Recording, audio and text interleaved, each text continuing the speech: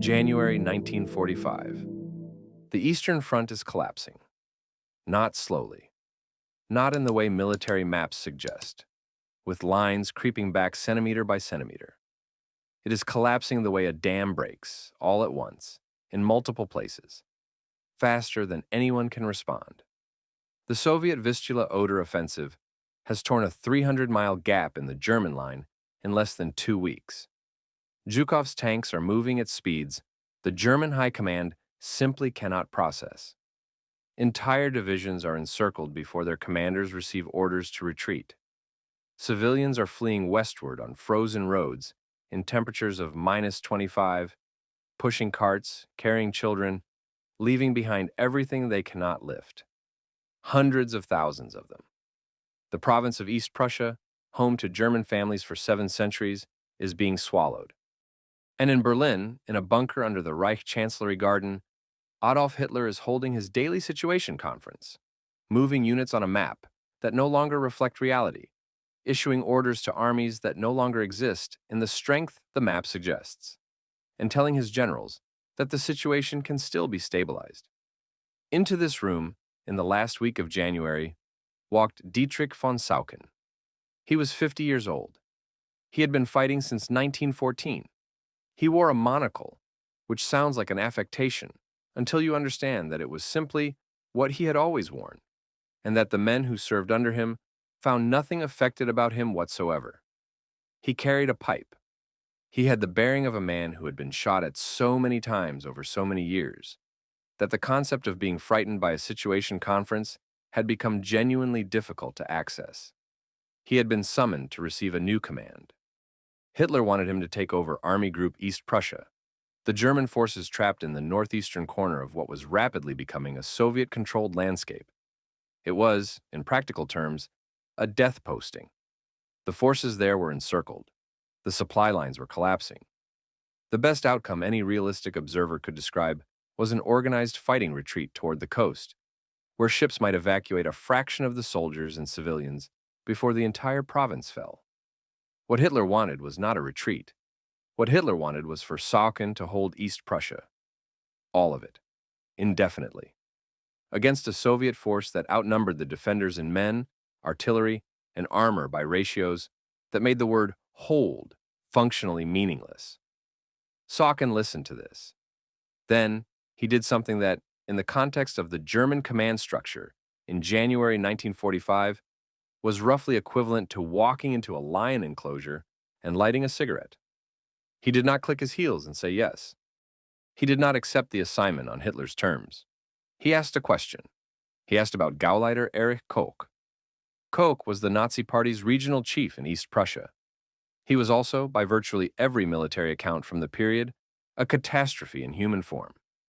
He had opposed the evacuation of East Prussian civilians for months, because ordering an evacuation would have implied that the situation was serious, and implying that the situation was serious would have been defeatism, and defeatism in the Third Reich was a crime that Koch enforced with considerable personal enthusiasm.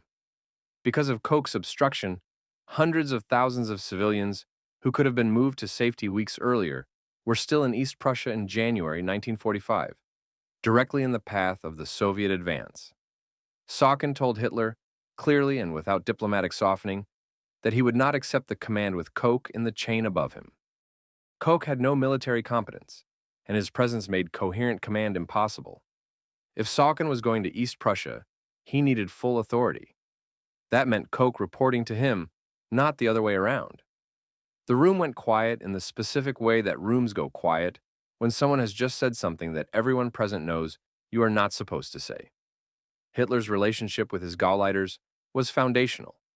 They were his political apparatus, his enforcers, the men who translated his authority into local control across the Reich. Questioning their position was not something military officers did. Several men who had attempted something far milder in their dealings with Hitler had been removed, court-martialed, or shot. There is an account from an officer present at that conference who described what happened next. Hitler looked at Saucken for a moment, and then he said yes. Saucken would have full authority. Koch would be subordinate. Why did Hitler agree? The honest answer is that no one has ever produced a completely satisfying explanation. Part of it was almost certainly desperation. The German position in East Prussia was deteriorating by the hour, and Hitler needed someone competent to take the command. Sachen was one of the most respected armored commanders in the German army, a man with a genuine record of keeping formations functional under impossible conditions. Removing him from the room over a question of authority would have solved nothing and destroyed the one qualified candidate available. But there is something else in the accounts of people who knew Sachen. He was not performing bravery in that room. He was not making a political statement or testing boundaries for the sake of it. He was stating a practical military requirement in the same direct tone he used for every practical military requirement. The request was not wrapped in defiance or drama. It was wrapped in the calm of a man who had already decided that the only way to do the job was to do it properly, and that doing it properly meant having the authority the job required. Hitler, who could smell genuine fear and genuine calculation in the people around him, was apparently capable of recognizing something else when it appeared in his conference room. A man who was not afraid and who was not calculating, and who simply wanted to know whether he was going to be allowed to command or not. Sachen took the monocle out of his eye, which in his case was the physical equivalent of a period at the end of a sentence, and waited for the answer. He got it. He left Berlin that same evening for East Prussia. Behind him, the situation conference continued. In front of him, the Baltic coast, minus 30 degrees, and the largest seaborne evacuation in the history of warfare, which almost nobody in the world has ever heard of. Most people know Dunkirk. They know it because there was a film, and before the film there were books, and before the books there was a story that the British needed to tell themselves about what it looks like when an army survives an impossible situation by refusing to give up. 330,000 soldiers pulled off a French beach over 9 days in June 1940. It is one of the most documented military evacuations in history. There are memorials, there are museums. Every British schoolchild knows the name. Almost nobody knows Operation Hannibal. Between January and May of 1945, across the freezing Baltic Sea, in conditions that made Dunkirk look like a harbor cruise, the German Navy evacuated more than 1 million people from the collapsing eastern territories. Soldiers, yes, but also civilians. Mothers with children wrapped in whatever fabric they could find. Old men who had farmed the same land for 50 years and were now walking toward a coastline they had never seen because the alternative was staying behind when the Soviet army arrived. Wounded soldiers who had been carried to the docks on stretchers, nurses who had refused to leave their patients and were now waiting on the same piers as everyone else, in the dark, in temperatures that turned the sea spray to ice on the ropes and railings of the ships. More than 1 million people. Dunkirk evacuated 330,000. Nobody made a film about Hannibal. To understand why the operation happened at all, you need to understand the geography of what had happened to the German Eastern Front by January 1945. The Soviet Vistula-Oder offensive had not simply pushed the German line back. It had cut through it, bypassed entire formations, and in several places reached the Baltic coast, which meant that the German forces and civilians in East Prussia, in the Danzig-Gdynia area, and along the Courland coast, were no longer connected to the rest of Germany by land. They were pockets, islands of German-held territory surrounded on 3 sides by Soviet forces, and open to the Baltic on the 4th. The only way out was the sea. The German Navy, the Kriegsmarine, had been building toward this, without anyone officially acknowledging that this was what they were building toward. Admiral Konrad Engelhardt had been quietly assembling ships, routes, and logistics frameworks for months, because the professional naval officers who were paying attention to the military situation understood perfectly well what was coming, even if they were not permitted to say so in situation conferences. When the order for Operation Hannibal came on January 21st, 1945, the Navy was not starting from zero. They were implementing something that had been prepared in the margins of official planning against the explicit political resistance of men like Koch, who believed that organizing an evacuation was the same as admitting defeat. The ships that answered the call were everything the Kriegsmarine had and everything it could borrow. Large passenger liners converted to troop transports. Freighters that had been carrying coal 2 weeks earlier and were now carrying families. Destroyers and torpedo boats, running escort routes across waters that Soviet submarines and aircraft were actively patrolling. Smaller vessels, tugboats, fishing boats, anything that floated and could be pointed west. The loading conditions at the Baltic ports were something that the word chaos does not adequately describe, because chaos implies the absence of order, and what was happening at the docks in Gotenhafen and Danzig and Pillau was something more specific than that. It was the collision of military necessity, civilian desperation, organizational improvisation, and extreme cold, all happening simultaneously in the dark. People had walked hundreds of miles to reach these ports. Some of them had been walking for weeks. They arrived at the docks frostbitten, exhausted, carrying children who had stopped crying because they no longer had the energy for it.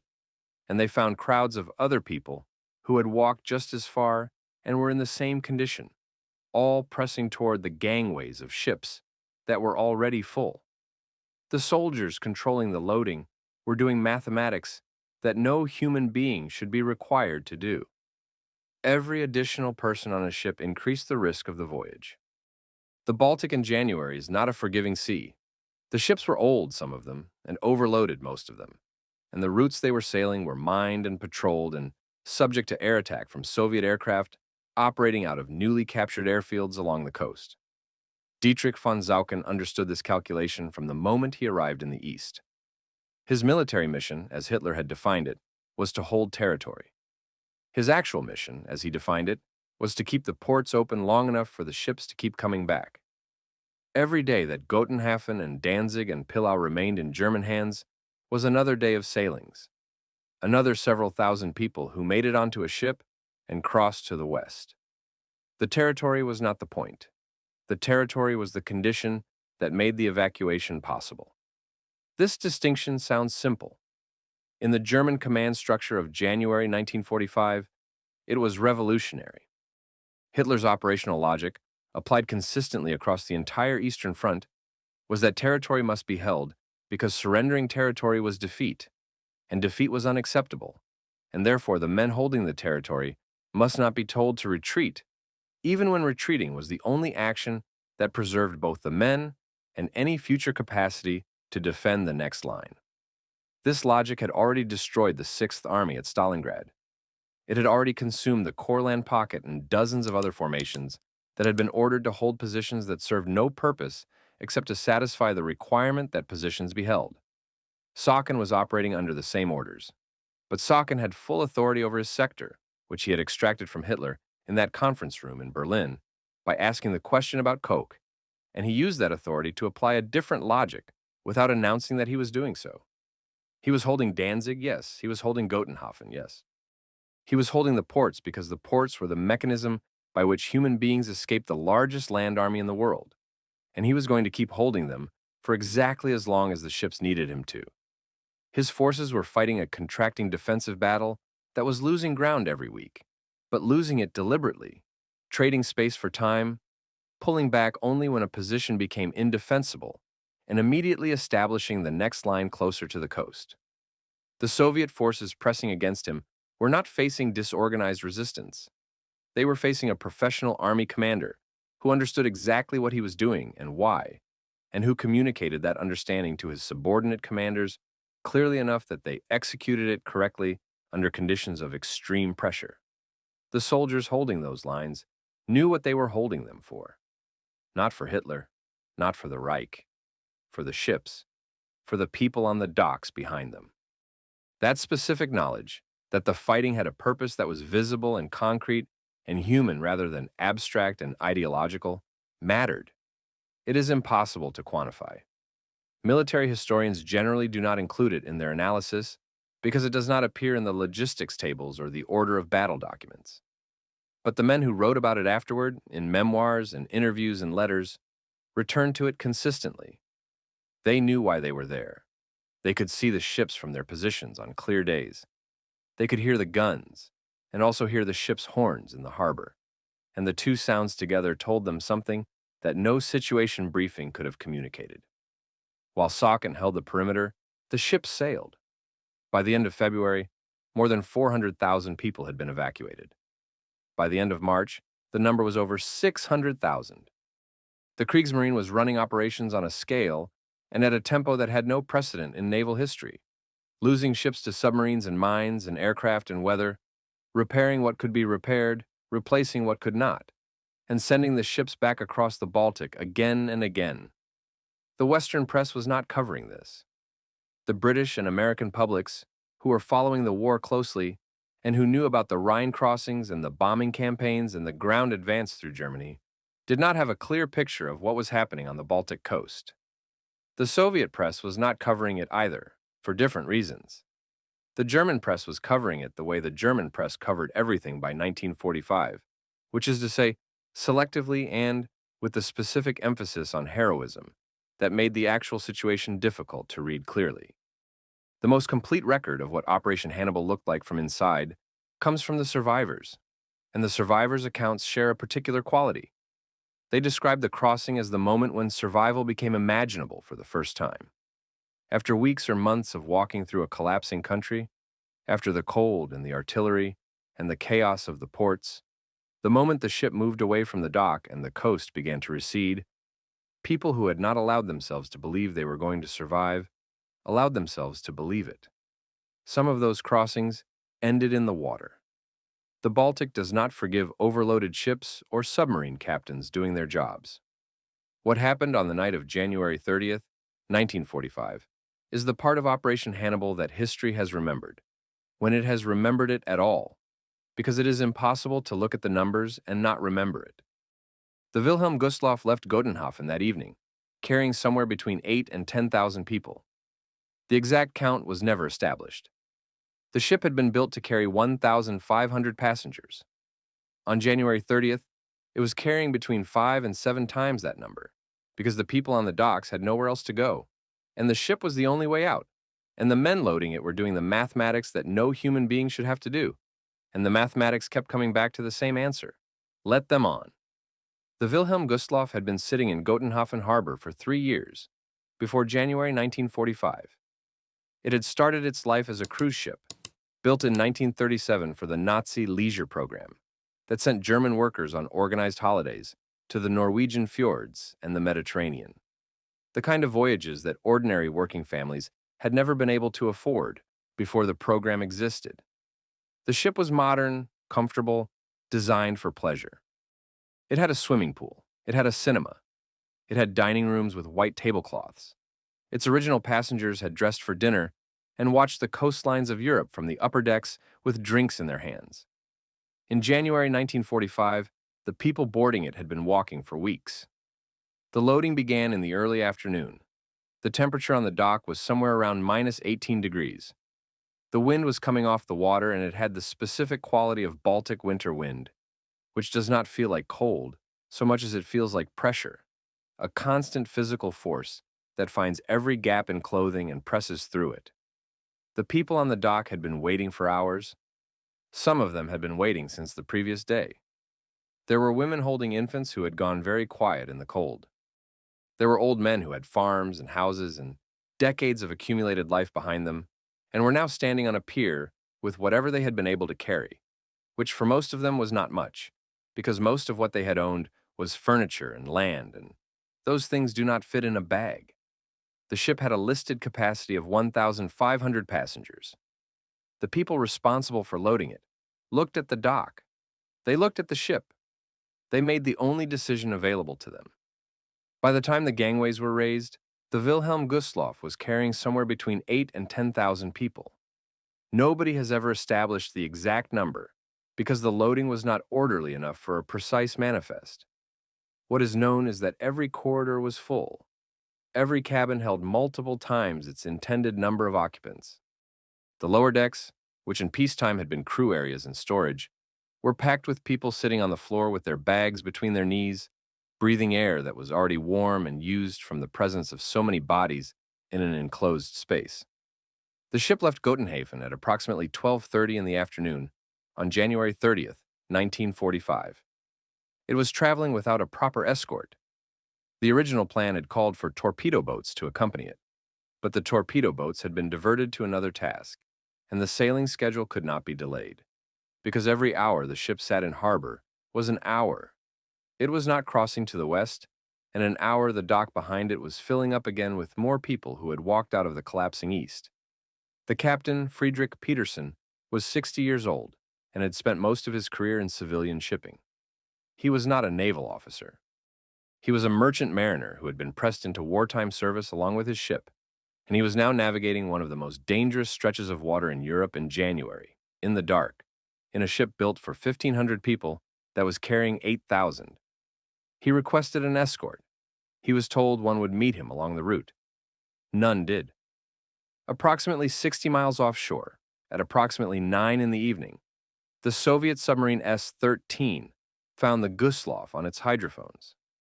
The S-13 was commanded by Alexander Marinesko, who was 32 years old, and who was, by the standards of the Soviet Navy in January 1945, operating under a cloud. He had missed his ship's previous deployment after spending New Year's in a situation that the Soviet Naval Command found professionally embarrassing. He was facing a potential disciplinary tribunal. The only thing that could save his career at this point was a successful combat action significant enough to override the paperwork building up against him in Leningrad. He had been hunting in the Baltic for 11 days without a confirmed kill. The Gustloff was traveling on a lit navigation channel because the captain had made the decision to turn on the ship's running lights after receiving a radio warning about German minesweepers operating in the area. The running lights made the ship visible from miles away. Marinesko saw them through his periscope and could not immediately identify what he was looking at. The silhouette was enormous. A ship this size, this far from port, at this hour, had to be something significant. A troop transport, a military vessel, something worth a torpedo. He brought S-13 into firing position. At 9:16 in the evening, he fired 3 torpedoes in sequence. The first struck the bow, the second struck the area below the empty swimming pool. The third struck the engine room. The ship lost power immediately. The emergency lighting came on in some sections and not in others. The public address system, which would have allowed the crew to direct the evacuation, was dead. In the corridors and cabins and lower decks, where 8,000 people had been sitting in the dark for 9 hours, the explosions registered as a physical shock, followed by the sudden absence of engine noise, and then the sensation that the ship was already beginning to tilt. The lifeboats were a problem that revealed itself in the first minutes. Many of them were frozen to their davits. The temperature had been below -18 for the entire voyage, and the spray from the Baltic had coated the mechanical releases in ice that could not be broken quickly with bare hands in the dark. The crews working the davits were using anything they could find, hammers and tools, and in some cases their boots, trying to free boats that were already carrying more people than they were rated for even before the overcrowding of the main ship was factored in. Several boats were launched successfully and immediately overcrowded as people in the water grabbed for them. Several capsized. The ship sank in approximately 45 minutes. In the water, in January, in the Baltic Sea, the survival window without thermal protection is somewhere between 10 and 30 minutes, depending on physical condition. The water temperature that night was approximately -2 degrees at the surface. Most of the people who went into it did not last long enough for rescue vessels to reach them. The torpedo boats and the small naval vessels that responded to the distress calls pulled approximately 1,200 people out of the water. The precise figure varies by source, but it is somewhere in that range. 8,000 people had boarded the ship in Gotenhafen. The mathematics are not difficult. They are just unbearable. In the Soviet Union, Marinesko was eventually designated a hero of the Soviet Union, though the award came posthumously in 1990, long after his death, partly because the circumstances of his career after the war were not distinguished.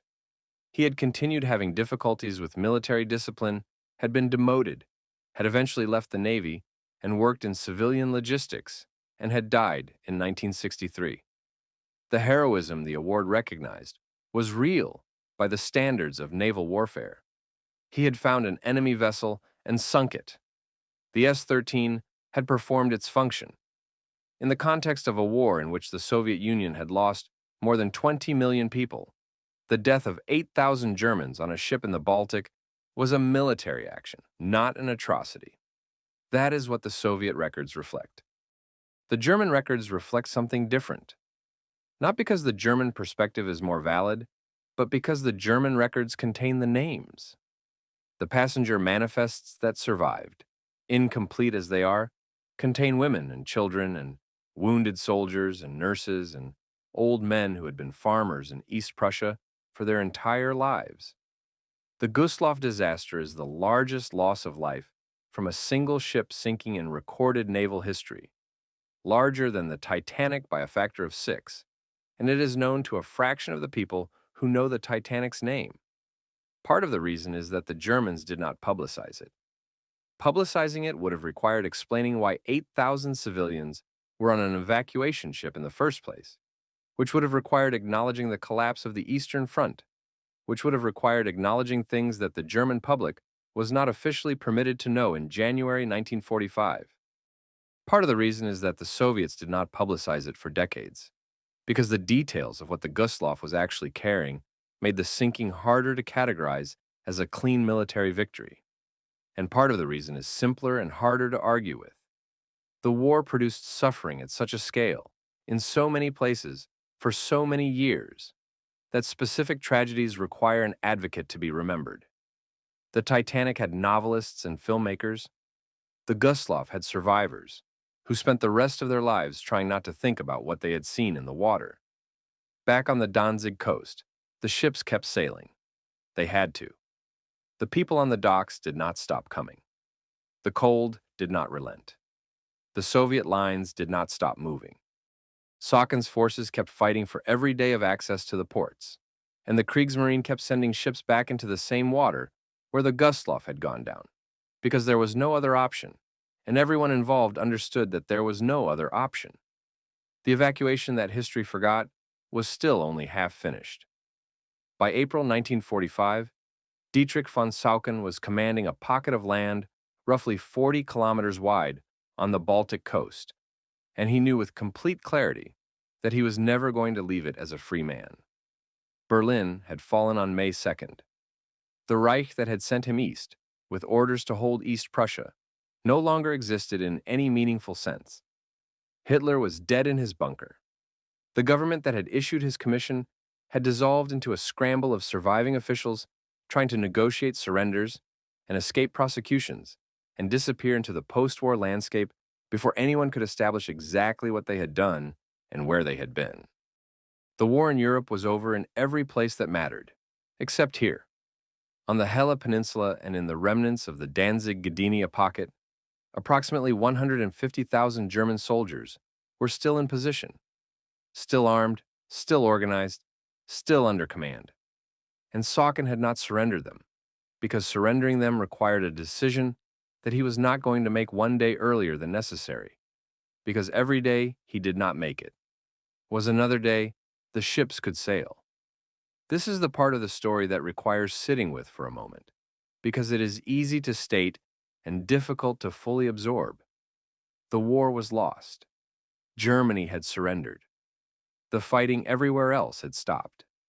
And on a narrow strip of Baltic coastline, an army that had been fighting continuously since January was still holding its positions, not because there was any military purpose left in holding them, not because anyone believed the situation could be reversed, but because behind those positions, at the docks in Hela and at the remaining embarkation points along the coast, the ships were still loading. Wounded soldiers, the last remaining civilians who had not yet made it out, nurses and medical personnel who had stayed at their posts through the entire collapse and were now waiting for their turn on the gangways. Sauchin had been in continuous communication with the Naval Command throughout April. The question was always the same. How many more can you move, and how much time do you need? The Navy's answer was always the same in return. Keep the ports open, and we will keep the ships coming. It was an arrangement between professionals who had found each other in the ruins of a losing war and decided that the specific thing they could still do was worth doing for as long as it was possible to do it. By the time Germany's formal surrender took effect on May 8, 1945, Operation Hannibal had evacuated more than 1 million people from the Baltic coast. The final count, assembled from naval records and survivor accounts, and the incomplete manifests of ships that had been sunk along the way, is somewhere between 1 and 1.3 million. The range exists because not every sailing was documented precisely, because some of the ships that went down took their passenger records with them, and because the loading conditions at the ports in the final weeks were not conducive to accurate paperwork. 1 million people.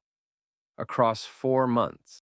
In the worst winter the Baltic had seen in a decade, through minefields and submarine patrols and air attacks, on ships that were not designed for what they were being used for, by naval officers and merchant crews who understood exactly what would happen to them if they stopped. On May 8, 1945, the German High Command transmitted a final message to Sauken. He was awarded the Knight's Cross, with oak leaves, swords, and diamonds. It was the highest military decoration the Third Reich could issue, and Sauken was the last man to receive it, the final name on a list that had been accumulating since 1939 of men who had done things in battle significant enough to warrant the award. The transmission came by radio. There was no ceremony. There was no audience. There was a signal in the air over a strip of Baltic coastline, and then there was static. He was the last. He gathered his staff and told them what he had decided. He was not going to attempt an escape. He was not going to try to reach the British or American lines, which is what a significant number of senior German officers had been doing in the final days, calculating which captivity would be more survivable and moving accordingly. He had been responsible for the men under his command for 4 months. He was not going to end that responsibility by leaving them behind. On May 9, 1945, Dietrich von Sauken walked out to meet the Soviet forces advancing into his position and surrendered himself and his command in person. He was taken prisoner and transported east. He would spend the next 10 years in Soviet captivity. The conditions were not comfortable. Soviet treatment of captured German officers, particularly senior ones, involved interrogation and isolation and the specific psychological pressure of imprisonment in a system that had not decided yet whether you were a prisoner of war or a war criminal, and that kept that question open as a tool of leverage for as long as it was useful. Sauken was not executed. He was not tried at a major tribunal. He sat in Soviet prisons and camps, while the world outside rebuilt itself into something unrecognizable from what it had been when he was last free. He was released in 1955, 10 years after his surrender on the Baltic coast. He returned to West Germany, which was not a country that had existed when he left for the Eastern Front. The streets he walked in were not the streets he remembered. The political structure, the currency, the official memory of the war, all of it had been renegotiated in his absence into a shape that left very little room for the specific kind of story he represented. He was not a war criminal. He had been investigated, and the investigations had not produced charges. He was not a resistance figure. He had fought for Germany until the last possible moment and surrendered on his own terms. He was not a hero in the way that post-war narratives required heroes to be, uncomplicated and clearly positioned on the right side of a moral line that became easier to draw the further away from the war you got. He was something harder to categorize. A professional soldier who had understood what he could still do in a losing war and had done it with complete commitment, not for ideology and not for the man in the bunker, but for the specific human beings whose survival depended on how long he could keep fighting. He had kept a port open for 4 months. He had traded ground for time with the precision of a man who understood exactly what the time was worth. More than 1 million people had crossed the Baltic on ships that sailed because he held the docks. He died in Munich on September 27, 1980. He was 85 years old. He had lived long enough to see the war become history, to see the histories written, to see which stories got told and which ones did not. His name does not appear in most histories of the Second World War. The operation he made possible is known to specialists and to the descendants of the people who survived it, and to a small community of naval historians who have spent careers trying to establish the precise numbers of a fleet that sailed across a freezing sea for 4 months in the dark. Dunkirk has its film, its memorial, its place in the cultural memory of a nation that needed a story about survival.